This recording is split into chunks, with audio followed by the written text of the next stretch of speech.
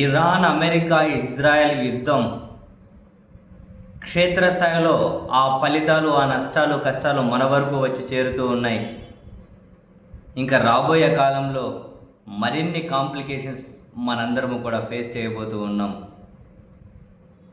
తాజాగా విశాఖపట్నం పోర్టు అనేది ఆ పోర్టు చరిత్రలో కని విని ఎరుగనంత నష్టాన్ని, ఇంతకు ముందు ఎన్నడూ చూడనంత ఒక చెత్త రికార్డును మూటగట్టుకోబోతోంది.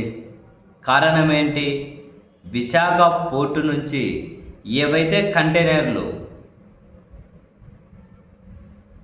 వెళ్ళాయో సరుకుని తీసుకొని, అంటే సీ ఫుడ్ అయితే ఏముంది, జీడిపప్పు అయితే ఏముంది, ఫార్మా ఉత్పత్తులు అయితే ఏముంది, ఇట్లా రకరకాలుగా తీసుకొని వెళ్ళాయో గల్ఫ్ దేశాల వైపు, హార్మోజ్ జలసంధి మూసేశారు.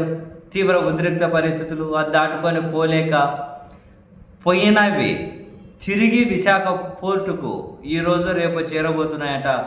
దాదాపు 10,000 కంటైనర్లు, 10,000 కంటైనర్లు అట. నష్టం చాలా పెద్ద స్థాయిలో ఉండబోతుందట. ఇక్కడ ఇంకో చాలా పెద్ద ప్రాబ్లం వచ్చి పడిందట. ఒకేసారి 10,000 కంటైనర్లు తీసుకొని వస్తే వాటిని ఎక్కడ స్టోర్ చేయాలో, ఇప్పుడు ఆల్రెడీ ఇక్కడికి వచ్చి ఇక్కడ ఏమంటారు ఎక్స్పోర్ట్ అయ్యేకి వచ్చినవి కొన్ని మళ్ళీ తిరిగి వస్తున్నాయి కదా 10,000 కంటైనర్లు, వాటిని ఎక్కడ స్టోర్ చేయాలో స్థలము ఇబ్బంది అవుతుందట.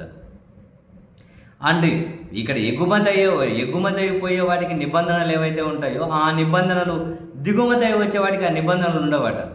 సో ఇప్పుడు వీటిని మళ్ళీ స్టోర్ చేయాలి అని అంటే మధ్యలో వచ్చేస్తున్నాయి కదా.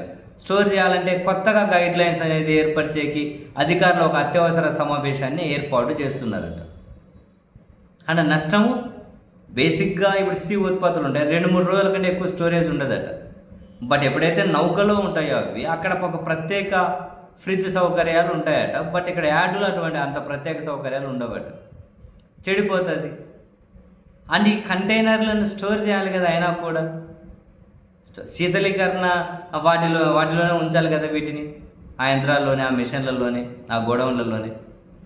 ఒక కంటైనర్ని స్టోర్ ఇక్కడ యార్డులో పెట్టాలి అంటే ఒక రోజుకి 5,000 రూపాయలు ఖర్చు అవుతుందట.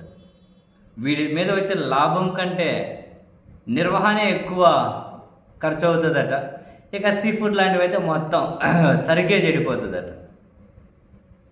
చూడండి, ఇంకా అది సరుకు పోక తిరిగి వచ్చి నష్టాలది ప్రొడక్టివిటీ పడుతుందా? అసలు పోనప్పుడు ఇంకెవరు కొనరు కదా. ఎవరి వరకు, ఎంత క్షేత్రస్థాయి వరకు వెళ్ళి ఆ సమస్య అవుతుంది, ఎంతమంది జీవనోపాధి దెబ్బతింటుంది. ఎక్కడో ఎవడో యుద్ధోన్మాది మొదలెట్టింది, వాడెవడో అహంకారి వాళ్ళ ప్రయోజనాల కోసం మొదలెట్టి ప్రపంచ జనాన్ని ఎంత ఇబ్బందులు పాలు చేస్తున్నారో చూడండి.